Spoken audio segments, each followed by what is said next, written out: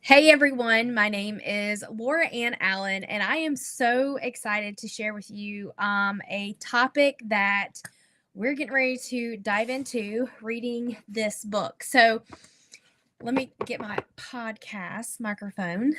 So, if you've been following me for quite some time now, you know that I've been diving into a book where I actually snagged this from my pastor senior at my church. And he was getting rid of some books from his office. He was cleaning out some of his books. And a little backstory is I actually did not know which books I was going to pick. Closed my eyes and I said, God, lead me into the direction of what books you want me to read first and let me pick out three. And this is one of the three books that I picked out.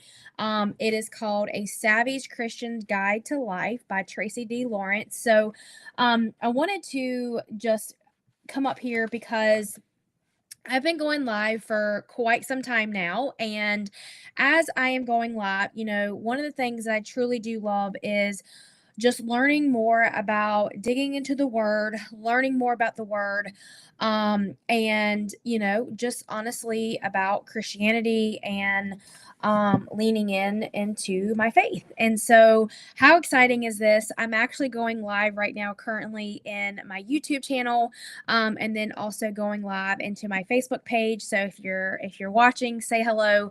But I want to talk about because we're already on question 12 in this book, and so we kind of have been going pretty fast on this, and so the section that we're in is stating problems in our in culture. So these are just questions. These are just, and it gives you a real life question. It gives you a real life case study. It gives you real life lessons. It gives you real life strategies, wisdom, and then also there's additional studies as well that you can look at. But so question number 12 says, how do I fight consumerism? Now, for those who are watching, if I mispronounce something, I am no Bible scholar, or if my twang and my voice gets okay, but I just have to keep it rolling. Okay, I am who I am. All right. So it says, but seek first the kingdom of God and his righteousness, and all these things shall be added to you. That's Matthew chapter 6 verses 33. So the real life question is, how do I fight consumerism in an age when more is always better? Can I love Jesus in things? There are more spending choices today than ever. Temptation to buy and acquire hit us over and over throughout our day. We find ourselves dreaming, if I just had this newer version of dot dot dot. You fill in the blanks, okay? So here's a real life case study. Jill rose to the top of her company fast. She found herself exhilarated by the title, the paycheck, the social status, she felt like this was the big dream she always had hoped for, yet at the end of the day, there was always gnawing feeling in the pit of her stomach that she just kept ignoring. She knew she was neglecting her family. Jill and Jason had two kids and both put in about 50 hours at the office. Jason tried to travel when Jill wasn't. Schedules were complex. The kids seemed to be more and more unhappy at each passing day. Marley, what is wrong with you? I just bought you that new Barbie Jeep you wanted and you act up like this. You don't know how hard Mommy and Daddy worked for our family. Mommy, I don't care about that Jeep anymore. I'm just lonely. You never have time for me. Jill's stomach grew tight and tears flowed down her cheeks. What has she done? Did she buy into the great lie that money makes everyone happy?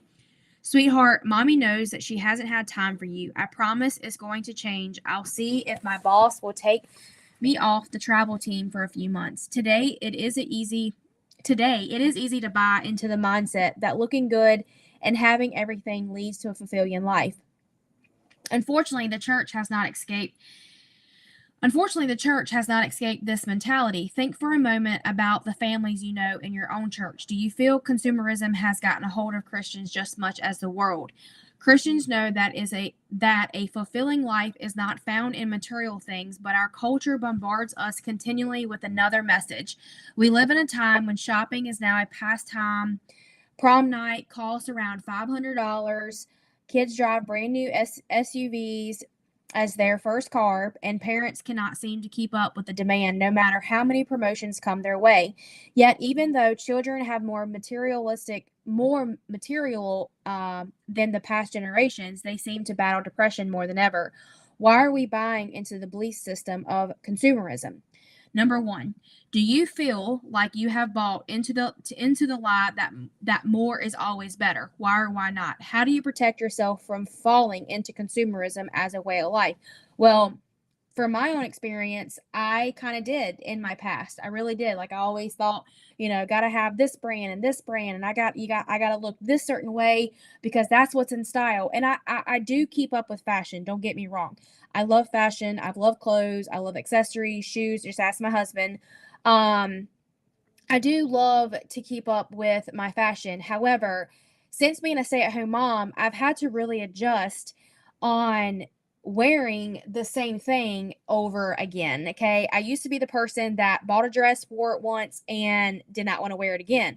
And now I'm having to use my clothes more often and wear them more often because, again, I'm a stay at home mom, and these are things that I have to do. These are things that I have to implement in my life more and more. Do I buy things for myself here and there? Yes, I do. Do I still believe in self care for myself, as far as getting a new haircut, new hairstyle? Yes, or a pair of new shoes every once in a while. Yes, but I don't do it as often as I used to. Okay. And so I do.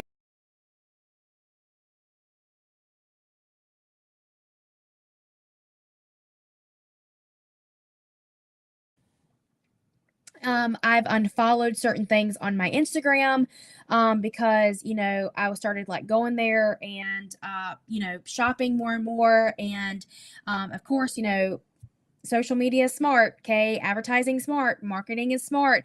When you start looking or you say you want to buy something or you start, looking at things, okay, that is going to pop up more and more. So that way you are consuming and you're buying into their product. Anyways, and so number two, do you personally think that consumerism is affecting Christians just as much as non believers? What do your conversations center around when you are with your Christian friends? Do you personally think that consumerism is affecting Christians as much as a non-believer? I don't really know. I haven't had a conversation, honestly, with my Christian friends. I don't know. I don't really know that question, to be honest, right now, because that's not a question. I don't really talk about like what we're buying or what we're because I mean, I'm a stay at home mom. I have a lot of moms that are mom friends that have younger kids right now, and they're in the toddler season. So, really, I mean, and a lot of my moms are stay at home moms, or they're working part time, or they're in school, or they're doing other things other than, on top, let me rephrase. They're doing things on top of being a mom. Okay, that's a superwoman power right there. And so I give anybody who is a stay-at-home mom, a working mom, I give you a pat on the back because we deserve it. Okay. Number three, write down what you believe is the meaning of life. How does this clash with the belief system of consumerism?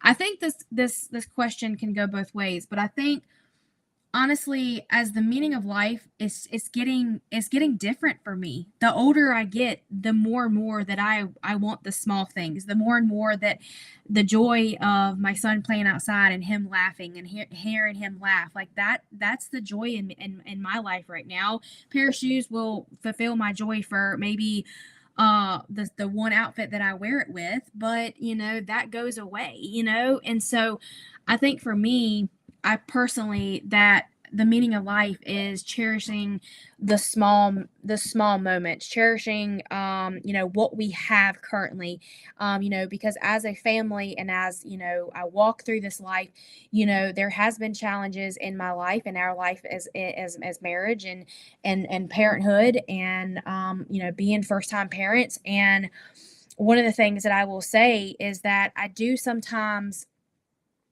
how does this clash with the belief system of consumerism? I think we go through seasons. I think we go through life, okay, and like in our teenage years, in our 20s or 30s or 40s, and we like in those eras of, say in your 20s, I learned a lot in my 20s, okay? Let me just tell you. Um I don't know if it clashes. I don't know. Well, y'all, like, these are questions that I have to really sit here and ponder and think about. So I'll have to get back on that. But these are good questions to think about. Okay. And then it says, read the story of the rich young ruler found in Luke chapter 18, verses 18 through 23. Write out your reflections about the story and what stands out to you in the passage. Why do you think Jesus asked him for all of his possessions and not just for some? Okay, so I'm going to go back after this video and I'm going to look at Luke chapter 18, verses 18 through 23. So the real life lesson in this, and I'm getting ready to be done with this here in a few minutes, but according to a George Barna study, over half of evangelists believe the following statement. I even think I might pronounce that wrong. I don't think evangelicals. Well, I don't know what that word is. Believe the following statement: the purpose of life is enjoyment, the personal fulfillment. The sentiment seems to found its way into the mind of many Christians and has colored how we live out our faith. But this should not be true to those that have committed their life to Christ. A Christian worldview does not point to material wealth as the road to a fulfilling life, nor does it place personal fulfillment as the chief end goal. Somewhere along the way, we have come to see money as the key to success and happiness. Consumerism really is a new belief system that is clashing with our Christian worldview, and we found ourselves trying to serve both belief systems. Though not popular to say, we were never meant to live our lives with the end goal being happiness. The Christian should be aiming for something much more higher. Something found outside of the self towards the needs of others.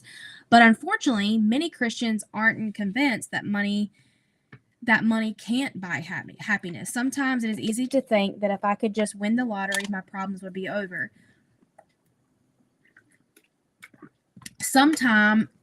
It says, take some time to read about some of the instant lottery winners. Journalists have reported story after story of the ill turn life takes for some. Some may have lost their money to poor investments. Scam artists have become recluses or have ended up alcoholics in complete despair. Money did not prove to be the answer for many. Christians need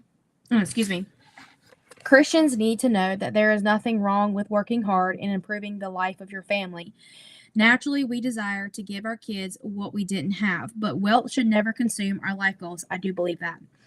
1 Timothy chapter 6:10 says, the love of money is evil, not money itself. The savvy Christian lives for God's purposes, understanding how possessions and wealth can be used in redemptive ways, and lives a life investing in others, not just in the stock market. Self-indulgence is the foundation of consumerism. Very easily, we justify something we can't afford because life is short and hard, and we need to have some fun.